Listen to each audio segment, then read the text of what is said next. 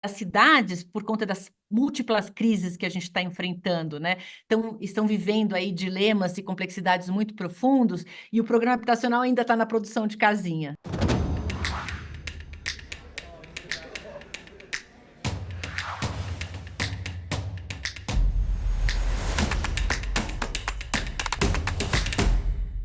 Olá, o canal Brasil e a revista Problemas Brasileiros conversam hoje com Ana Cláudia Rosba, que acabou de assumir a diretoria executiva do Programa da ONU para os Assentamentos Humanos, conhecido pela sigla ONU Habitat. É por causa disso que Ana Cláudia fala conosco virtualmente a partir de Nairobi, capital do Quênia. Economista de formação, ela acumula um longo percurso sobre o tema da habitação e, mais especificamente, sobre moradias populares. Antes da ONU, Ana Cláudia era diretora do Lincoln Institute of Land Policy nos Estados Unidos. Vale dizer, muito importante, Ana Cláudia é hoje a brasileira em nível mais elevado entre todo o secretariado da ONU.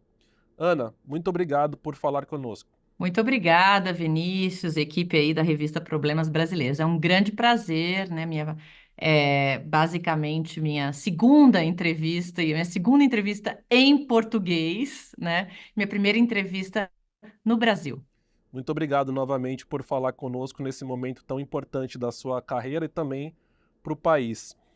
Nós estamos agora saindo de um grande pleito municipal aqui no Brasil, Ana.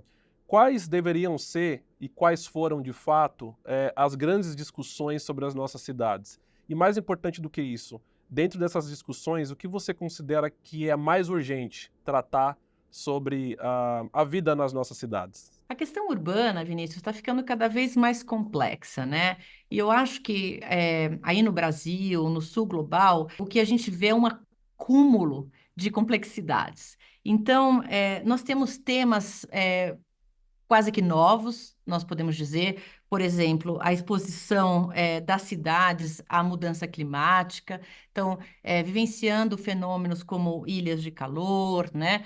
Também as inundações, como a gente viu agora no Rio Grande do Sul, tão forte, né? Vulnerabilidade a desastres. Então, as nossas cidades estão ficando mais vulneráveis, isso está mais visível, mais claro, né? Nesse processo de mudança climática, né? Mas, além disso, a gente carrega aí problemas crônicos da cidade, aí no Brasil e no sul global. Então, nós temos questões que afetam todos os cidadãos, né, que de uma certa maneira são questões democráticas, por exemplo, a qualidade de vida, o trânsito, a qualidade do ar, né? Eu acho que todos que vivem, especialmente nas grandes metrópoles, são afetados por questões que são crônicas aí do nosso cotidiano urbano. A violência, a criminalidade, né? E a questão da pobreza e da segregação urbana. Isso é uma questão crônica das cidades do Brasil, das cidades da América Latina, muitas cidades do sul global, né? Até do mundo, a questão da segregação. Nós vivemos, na verdade, em cidades, em territórios que são segregados, os pobres vivem em uma parte da cidade, os ricos vivem em outra parte da cidade, segregados e separados da cidade por muros, por guardas, a questão da pobreza urbana, que depois do Covid a gente começa a notar claramente, né, sinais aí de uma certa expansão, né? Então a gente não tem ainda os números finais, né? Mas nós temos as favelas, os assentamentos precários, né? As populações que vivem em rua, em situação de rua. Então, eu acho que os desafios, eles se somam. Nós temos questões crônicas que afetam de uma maneira desigual a sociedade e o país como um todo, né? E essas novas questões, novas entre aspas, né? Que passam a afetar cada vez mais, e os brasileiros estão percebendo isso. Eu acho que a questão do alagamento do Rio Grande do Sul, né? O nosso verão que foi tão intenso, deixou isso muito claro. Agora, eu queria trazer um destaque, né, que é uma questão que certamente deve ter sido muito discutida nos debates dos pleitos municipais no Brasil, que é uma questão mundial, que é a crise de habitação. A crise de habitação afeta, é um denominador comum hoje em dia, afeta praticamente quase todos os países do planeta, tem características, dimensões diferenciadas. Então, nós temos o tema das reconstruções, pós-conflito, pós-guerra, pós-desastre. Nós temos os moradores de rua, homelessness, que nós podemos ver em várias cidades da Europa, dos Estados Unidos, várias cidades da América Latina.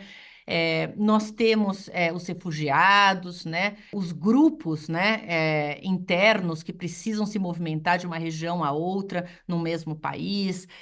Nós temos as novas formas de moradia, de domicílio, né, população idosa, questão de envelhecimento, os novos hábitos da juventude, questões culturais, né, moradia para populações indígenas, quilombolas, por exemplo, no caso do Brasil, e a grande brecha de capacidade de pagamento, né? Porque o que está acontecendo já acontecia no Brasil, já acontecia na América Latina e no Sul Global, e no mundo está acontecendo em grande escala, é essa crise de capacidade de pagamento. Então, as pessoas não conseguem comprar uma casa no mercado, porque o preço, a diferença entre o preço e a renda das pessoas simplesmente é muito grande, né?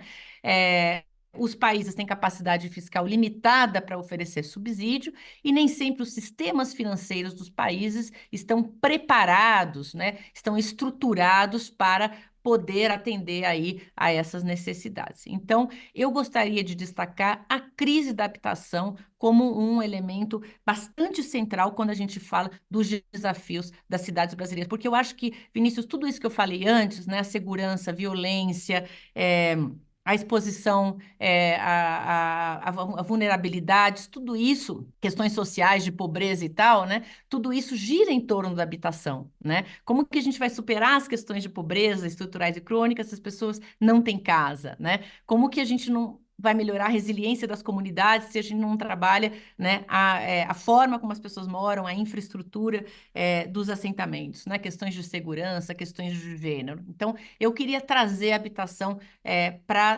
centralidade, né? E eu acho que isso deve ter sido bastante falado nos debates aí em torno do pleito eleitoral. E você tem dito, Ana Cláudia, que as políticas habitacionais no Brasil, mas também na América Latina e no Caribe, que é a região que você tem trabalhado, né, ao longo da sua carreira, são políticas obsoletas. Por que que isso está acontecendo e o que precisaríamos fazer para atualizar essas políticas? O que que elas precisariam dar conta, considerando esses desafios contemporâneos? Eu acho que são obsoletas porque ainda estamos muito limitados, né, à provisão de unidades habitacionais. Então, construir casas e pensar na casa ainda isoladamente, por várias questões, né? Questões de recursos, questões de capacidade técnica, mas questões políticas também. Essa é uma questão que acaba às vezes, gerando algumas soluções imediatas e emergenciais que são necessárias, não estou descartando, né? Em muitos casos, inclusive um incremento no patrimônio pessoal da família, né, da pessoa que foi beneficiária desse programa, mas não necessariamente é uma solução sustentável a longo prazo, se a gente for pensar na questão ambiental, por exemplo, né, ou nas questões sociais, né? Então, o que acontece hoje, especificamente na América Latina? Nós temos alguns programas de financiamento e subsídio à habitação. Minha Casa Minha Vida é um exemplo desses programas, e aí eu posso falar com bastante tranquilidade, porque eu fiz parte da equipe que desenhou o programa, né? Então, bastante tranquilidade sobre os desafios que ainda esse programa tem a enfrentar. Então, nós criamos isso em outros países, o México, o Chile, né, Equador, enfim, Colômbia, outros países têm programas de subsídio. Mas eles são limitados. Por quê? Primeiro, a gente não consegue chegar na escala necessária, né, em todos os países, a gente continua enfrentando crises habitacionais. E, em segundo, a gente ainda não conseguiu trabalhar a localização desses empreendimentos e a inserção urbana nas cidades. Então, a expansão urbana na América Latina, a expansão das cidades, né, ainda se dá de uma maneira um pouco desorganizada, um pouco caótica, está tomando o entorno ambiental das cidades, está tomando o entorno de produção alimentar das cidades, né?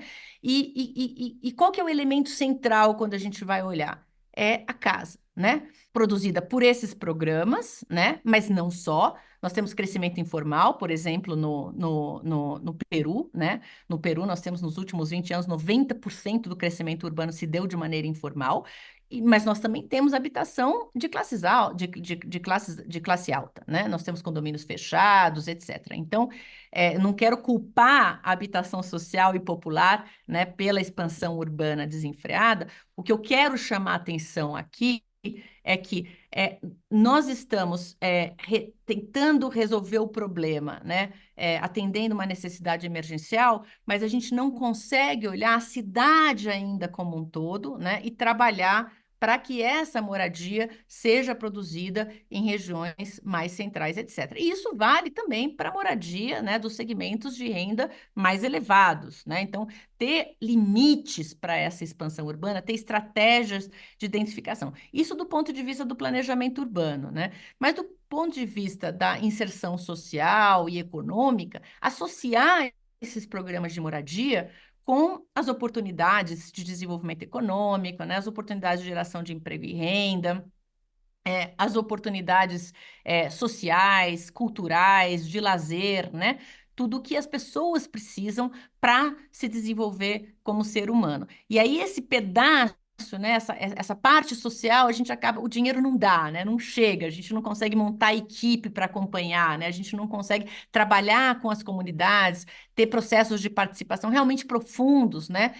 Onde a gente possa a partir de um programa ou de uma política habitacional, também fortalecer o capital social das comunidades e da nossa sociedade, né? Então, pensar a política habitacional como algo central para a cidade, como algo que vai orientar o crescimento da cidade, o desenvolvimento dessa cidade, né? E vai fortalecer aí essas comunidades, né? Essas novas comunidades do ponto de vista de desenvolvimento social, econômico, mais integradas aí à cidade. Também eu acho que são obsoletas porque nós ainda não conseguimos olhar de fato para os nossos novos hábitos, para as questões culturais, como eu mencionava antes, como estão vivendo os jovens hoje, como vão viver os jovens daqui a alguns anos. Né? Muitas coisas nós não sabemos, né, em termos de hábito de vida, né? O uso do carro, por exemplo, né, já não é mais tão central, né? Então, como a gente vai desonerar o transporte público, né, para que esse jovem possa ter uma inserção no mercado de trabalho e possa se movimentar na cidade, né, de uma forma mais sustentável, né? O envelhecimento da população, que eu mencionei antes, né, a questão migratória. Então, as cidades estão mudando também, porque os fluxos migratórios estão mudando ao longo da região. A gente não tem mais aquela característica de migração rural urbana, mas nós temos outro tipo, inclusive fluxos internacionais que estão afetando aí a forma das cidades. E isso tudo está conectado com questões culturais também, né? Então, como ter políticas e programas que promovam a inserção dessas pessoas que estão chegando na cidade, né? A inserção dessa população jovem, dessa população idosa, de uma maneira equilibrada, né? De uma maneira decente, de uma maneira digna, né? Nós temos também muitos espaços ociosos, vazios, pouco utilizados nas cidades, edifícios que poderiam ser reciclados, né? Enfrentamos ainda muitas barreiras para isso. Nós precisamos afinar os programas, né? Para que os programas e o sistema de financiamento possa incorporar esse tipo, né, de projeto habitacional. É um desafio nos Estados Unidos, é um desafio na Europa, é um desafio em vários lugares. Nós temos casas que precisam de melhoramento, então a gente pode ter programas que também ajudem a melhorar as casas, ou criar uma segunda ou uma terceira unidade, né? E facilitar os trâmites, os processos de formalização e de legalização desse tipo de empreendimento. Então, o que eu quero dizer é que a população está encontrando soluções, né, para a moradia e as cidades, por conta das múltiplas crises que a gente está enfrentando, né, estão vivendo aí dilemas e complexidades muito profundos e o programa habitacional ainda está na produção de casinha, né? Então, a gente precisa fazer com que a política habitacional enxergue e incorpore essa complexidade, né, tanto da cidade como da nossa sociedade, né? Como a nossa sociedade está mudando, né? E aproveitando essas oportunidades que estão aí. Um pós-pandemia que nos deixa edifícios vazios, né? Como a gente pode aproveitar isso? Isso é uma oportunidade para a política habitacional. Então, nós precisamos superar essa obsolescência, né? E trabalhar com criatividade, superar obstáculos burocráticos, legais, etc., para poder adaptar as políticas habitacionais. Ana Cláudia, queria que você explorasse um pouco mais essa ideia da reutilização de territórios urbanos já existentes, né? Só alguns números importantes. Em 2022, segundo dados do Banco de Desenvolvimento da América Latina e do Caribe, a cada 100 pessoas vivendo nessas duas regiões, 23 estavam em moradias informais ou inadequadas, né? Esse número absoluto é em torno de 120 milhões de 600 milhões de pessoas que moram nessas duas regiões, né? América Latina e Caribe. É um número bem alto, né? De gente que está vivendo em situações precárias ou, como está dizendo mesmo, né? Que está passando por dificuldades, já que se locomove em regiões caóticas, em condições complexas, enfim. Como fazer isso? Como avançar em direção a uma reutilização desses territórios, desses edifícios, enfim, das moradias que já existem nas cidades? Eu acho que são duas coisas, né? Eu acho por questões do desafio climático que a gente enfrenta, nós precisamos realmente maximizar a utilização do ambiente construído. E isso é importante, não só por conta da emissão das novas construções, mas também é importante por conta da ocupação do solo, né? Que é um elemento fundamental, pensando em mudança climática, pensando em sustentabilidade. Então, eu acho que um aspecto é olhar os assentamentos precários, as favelas, e ter estratégias, programas fortes de investimento para trabalhar nesses territórios. No Brasil, nós temos o PAC, Urbanização de Favelas, né, um programa que foi lançado 2007, né? Viveu aí, não sei, a maioria dos projetos deve ter vivido até 2014, 2015, por aí.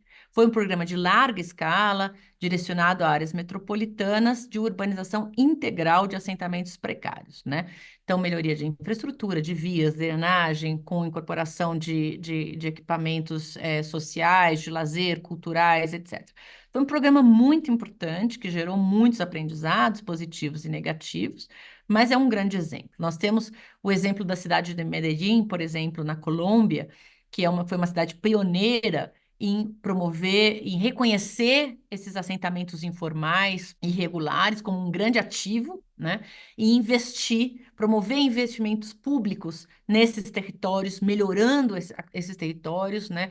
Promovendo a infraestrutura, promovendo equipamentos e conectando esses territórios com a cidade. A Argentina também tem um programa recente de melhoramento de bairros populares. O Chile, há muitos anos, tem programas de acampamentos. Então, nós temos já há mais de 50 anos, Vinícius, programas na América Latina com foco em urbanização de assentamentos precários. Fora o PAC no Brasil, muitos outros, Favela Bairro, Programa Guarapiranga, enfim, vários outros mais recentes também, né?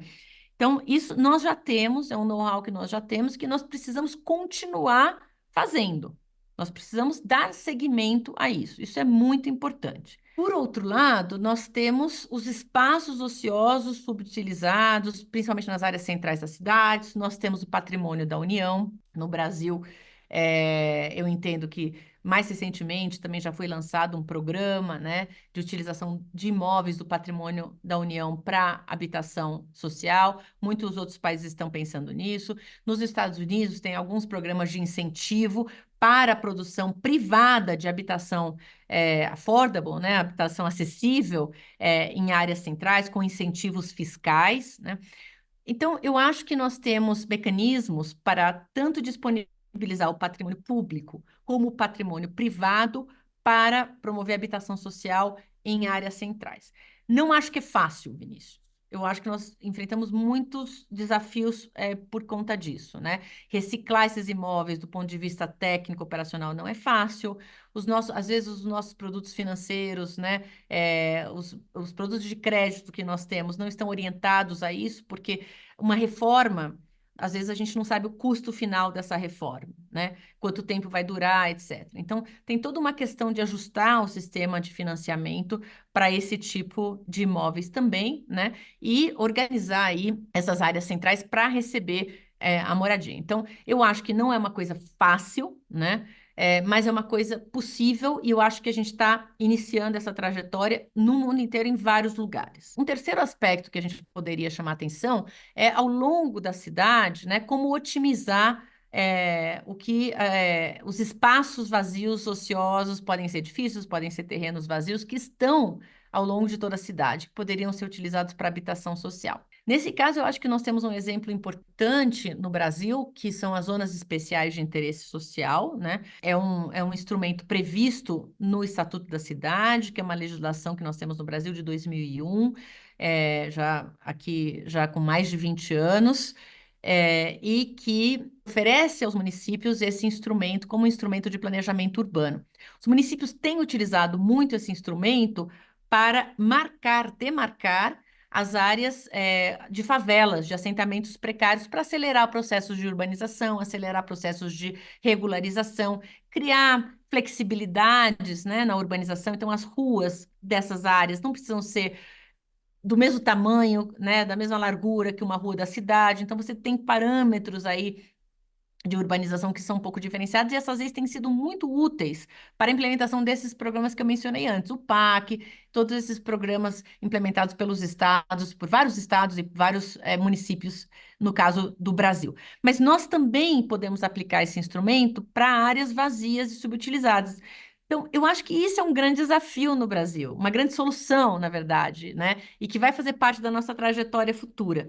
São Paulo já vem utilizando isso, e não só isso, conectou essas zonas especiais de interesse social em áreas, né, com oportunidades para construção e para provisão de habitação social, com um mecanismo de aumento do IPTU, de incremento do IPTU, né? Então, você cria aí uma conexão, né, entre um instrumento, né, como o IPTU, né? Então, se a propriedade não está sendo utilizada, eu vou pensar, né, eu vou estabelecer um mecanismo de aumento gradual, incremental do imposto sobre a propriedade, com um instrumento de planejamento urbano, onde eu mapeio essas áreas e eu identifico, eu separo e eu digo, não, nessas áreas, um percentual determinado desse território precisa ser construído para habitação social. O resto pode ser mercado, para fins comerciais, para moradia de alta renda, etc., né?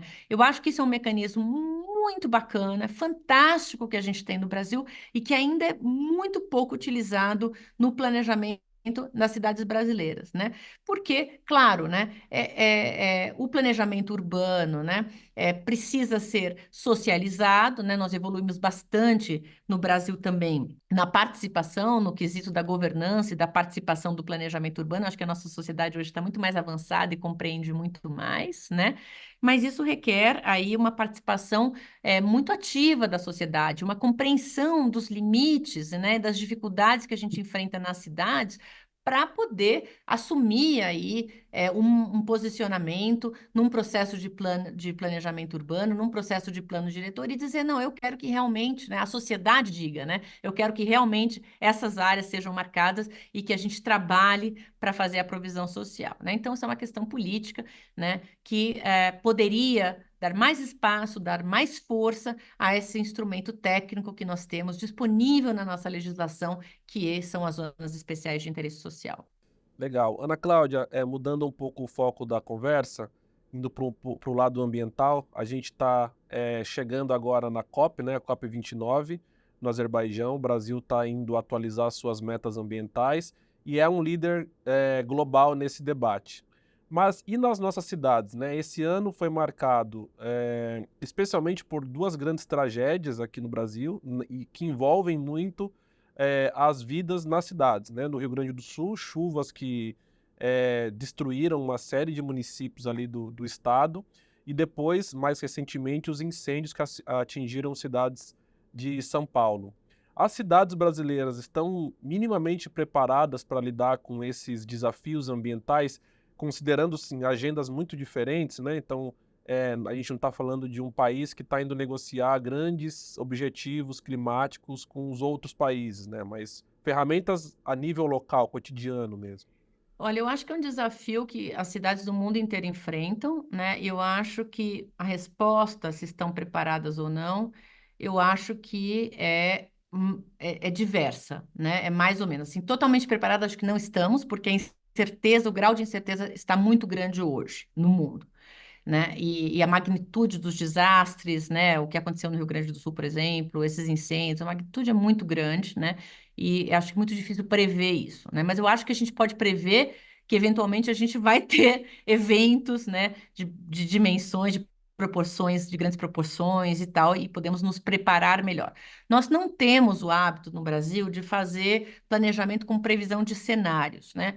É uma coisa que as cidades americanas fazem, eu aprendi isso muito no meu trabalho anterior no Instituto Lincoln, trabalhar com previsão de cenários. Então, acho que isso é um elemento de planejamento urbano que nós podemos incorporar na prática, do planejamento no Brasil, pensar um planejamento mais prospectivo, né, por um lado. Por outro lado, eu acho que nós temos uma grande diversidade de realidades, tamanhos de município, de capacidade ao longo do Brasil, especificamente na região do sul do Brasil, eu acho que é uma região que, com municípios com capacidade, municípios com planejamento urbano, etc., né?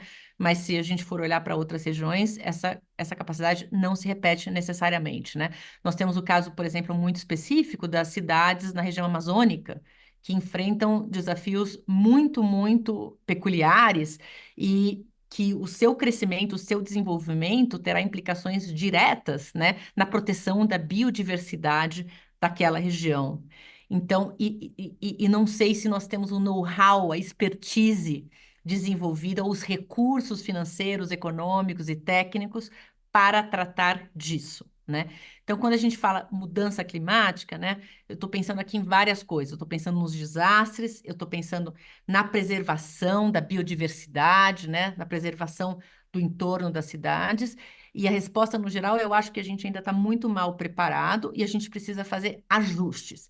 Claro, do ponto de vista do nosso quintal, né, do planejamento urbano, há muita coisa que a gente pode fazer. Não é tudo. Nós não vamos solucionar tudo, né? Muitas coisas estão fora, né? Tem a ver com outros debates muito maiores com relação a como a terra é utilizada como um todo, né? Utilização econômica, etc. Isso está para fora do que é o nosso mandato, digamos assim. Mas se a gente olhar para o nosso quintal, né? O que que nós podemos fazer do ponto de vista do planejamento urbano? Eu acho que é revisar e trabalhar os planos diretores atentando para a função social e ecológica do solo, né? A função social e ecológica do solo é um princípio que está estabelecido na nova agenda urbana que orienta aí a implementação do mandato do ONU Habitat. Foi um compromisso firmado em Quito, Equador, em 2016. Nós temos na Constituição, no Estatuto da Cidade, o reconhecimento da função social, né? Eu acho que a função ecológica está aí também relacionada com isso, diretamente relacionada com isso, né? Mas nós precisamos orientar mais o nosso planejamento com relação a isso. E ser mais inovadores e utilizar mais a criatividade, né? E aprender com as cidades no Brasil, aprender com as cidades na América Latina. Bogotá tem sido um exemplo de planejamento orientado, né, à proteção da biodiversidade, orientado à proteção social. Eles incluíram, por exemplo, no planejamento urbano, que normalmente é mais duro, mais técnico, o que eles chamam de blocos ou quadras de cuidado, onde as mulheres têm acesso a serviços, etc., e podem ter mais tranquilidade para enfrentar o seu cotidiano. Está no planejamento da cidade. Isso é uma coisa muito inovadora que a gente vê na América Latina. Eles também prevê toda uma estratégia de proteção, né, de todo o verde, a biodiversidade do entorno, com uma série de estratégias de política pública. Então, isso nós precisamos olhar com bastante cuidado, né? A sociedade precisa se inteirar, né? E precisa estar mais interessada, porque a cidade vai ser chave. Em 2050, nós vamos ter 70% da população urbanizada no mundo. No Brasil, nós já temos a grande maioria da população vivendo nas cidades. Então, o crescimento do território, né, é 50% maior do que o crescimento populacional.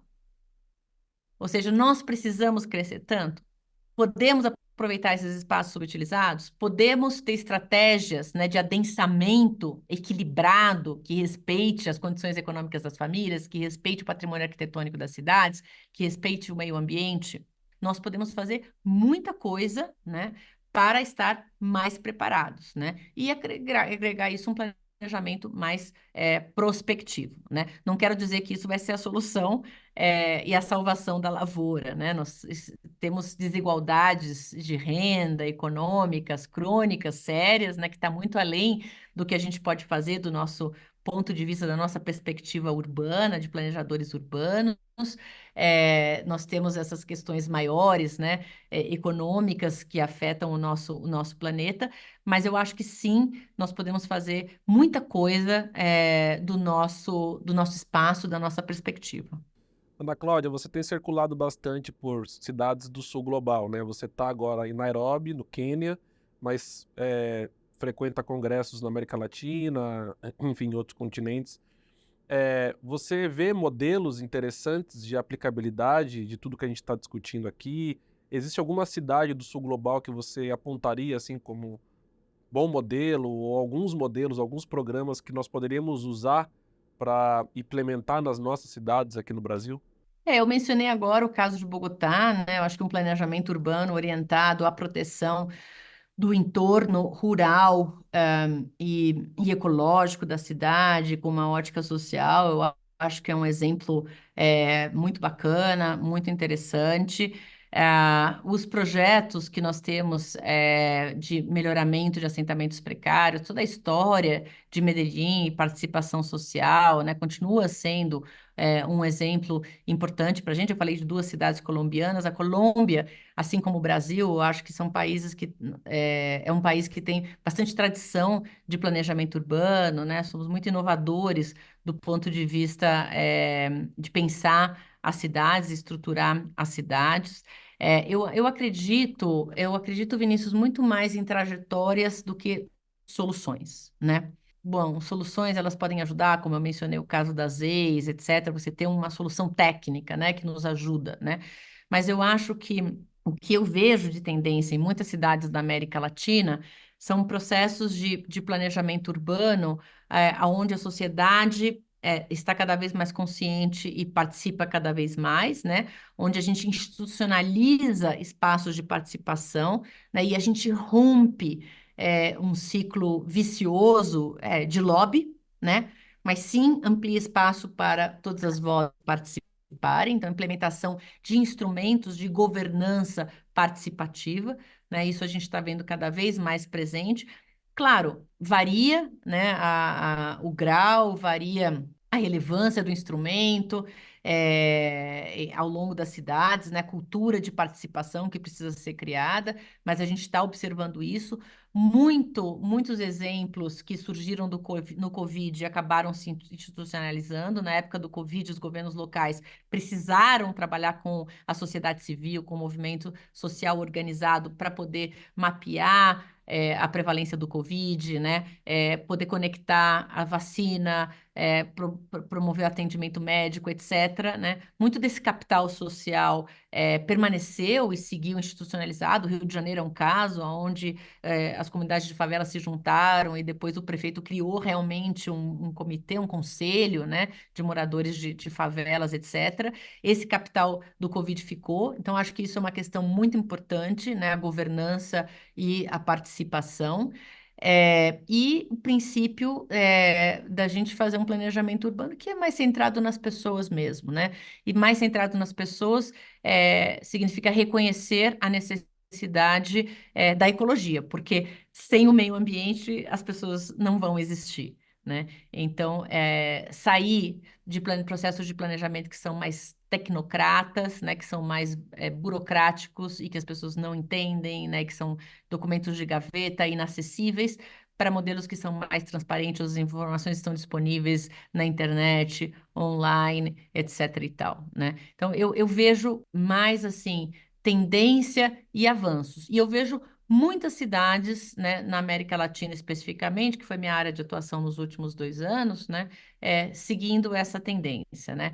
Aí a gente vai falar de Quito no Equador, a gente vai falar da Cidade do México, a gente vai falar de Guadalajara no México, a gente vai falar de Cuenca no Equador, a gente vai falar da cidade de Buenos Aires, a gente vai falar de Santiago, né? Eu acho que tem muitos exemplos aí de municípios que estão avançando, né?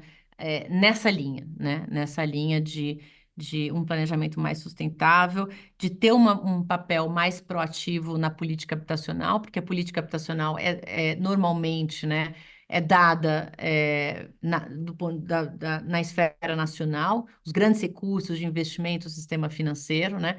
Mas os municípios estão identificando maneiras, né, de colaborar, oferecer contrapartidas, né, pensar estrategicamente onde é que vai ser a localização, trabalhar a questão do envolvimento da comunidade, do trabalho social, né? Então, acho que isso é um ponto bastante importante, né? Ter o protagonismo local na implementação da política urbana e dos investimentos nacionais. Essa é uma pergunta que eu ia fazer também, Ana Cláudia. O programa, né, o ONU Habitat, tem essa postura de fortalecer o papel dos atores locais na produção dessas políticas, enfim, na formulação e na busca por financiamentos, etc., né? Mas, ao mesmo tempo, em muitas cidades do Brasil são lugares ainda bastante marcados por patrimonialismo, corrupção, por continuidade dos mesmos grupos de poder por muito tempo, nas administrações, enfim. Como conciliar essa agenda de fortalecimento desses atores com esses desafios que são, estamos falando aqui do Brasil, mas que acontece também a nível regional? Eu acho que a capacitação, né, o treinamento é um elemento fundamental. E a gente vê cada vez mais processos e instituições, inclusive governos, trabalhando, governos nacionais. O México, por exemplo, recentemente, o Infonavit, né, que é como se fosse a Caixa Econômica do México, está promovendo vários cursos de capacitação de técnicos municipais para trabalhar no planejamento, né? Capacitação também da sociedade civil, várias organizações da sociedade civil envolvidas em capacitação. Eu acho que a capacitação, o treinamento, encontros, oficinas, workshops são fundamentais, né? Fundamentais para ampliar essa consciência entre os atores aí envolvidos no desenvolvimento da cidade, os atores privados, os atores públicos, os atores sociais, né? Para poder superar, né? Essas questões crônicas aí, estruturais, que nos deixam estagnados em muitos lugares, né? Então, acho que o fortalecimento do capital social, o papel das universidades, da academia, trazendo estudos, trazendo dados, trazendo informação e disseminando é muito importante. O papel da imprensa, o papel de vocês, né? Essa entrevista, né? Eu acho que é fundamental também para a gente poder entender onde a gente está e aonde a gente pode ir e repensar o nosso papel a partir de do nosso setor, né? Da onde cada um está. Eu vejo muito positiva a evolução no Brasil. Eu acho que hoje em dia nós temos muitas universidades públicas e privadas que estão interessadas no futuro da nossa cidade, das nossas cidades. É, a imprensa, os jornalistas, eu vejo, se eu olhar para um Brasil, vamos ver, os últimos 20 anos, eu acho que nós temos uma grande evolução, né? A imprensa, como a imprensa está abordando esses temas, né? Então, sei lá, 20 anos atrás, acho que a gente abordava de uma maneira muito mais sensacionalista, e hoje em dia você vê abordagens sérias, você vê entrevistas sérias, você vê reportagens sérias, com informações, dados, etc., né?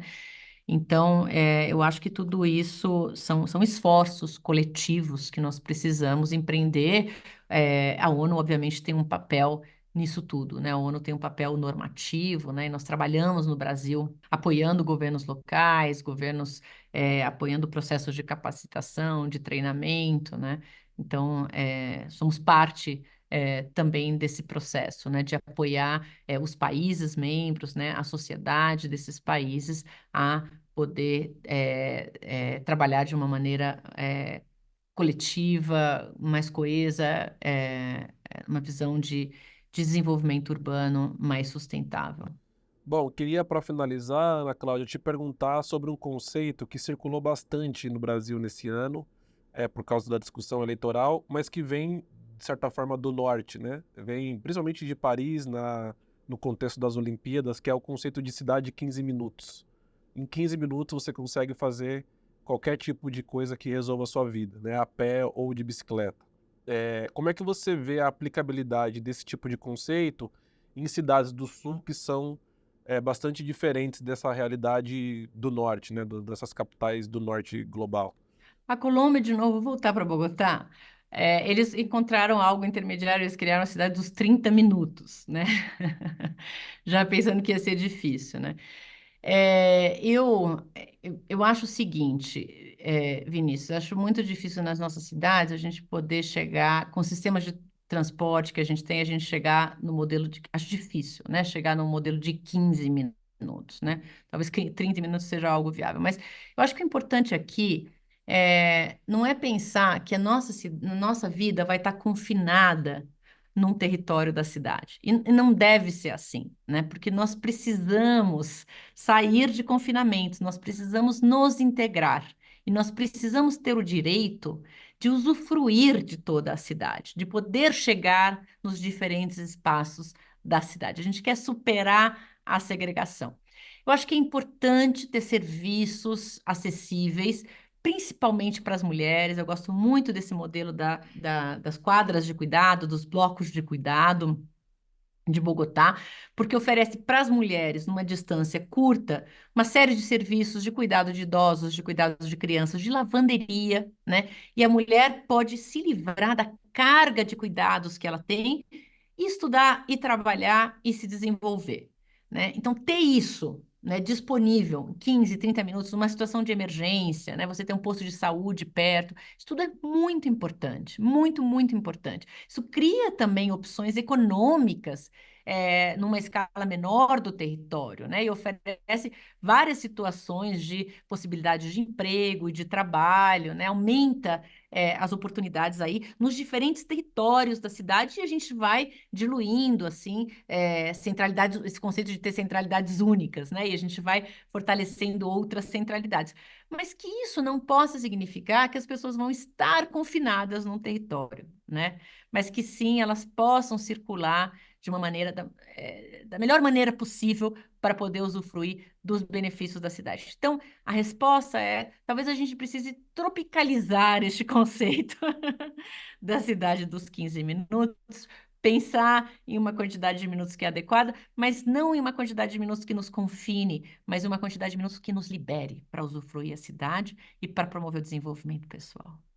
Tá bom. Muito obrigado, Ana Cláudia, pela entrevista, e pela essa conversa tão importante sobre a vida das nossas cidades aqui na América Latina. Muito obrigada, Vinícius, a equipe aí da revista Problemas Brasileiros. Foi um grande prazer estar com vocês e sigo disponível aí no futuro, começando só essa jornada. Muito obrigada pela companhia.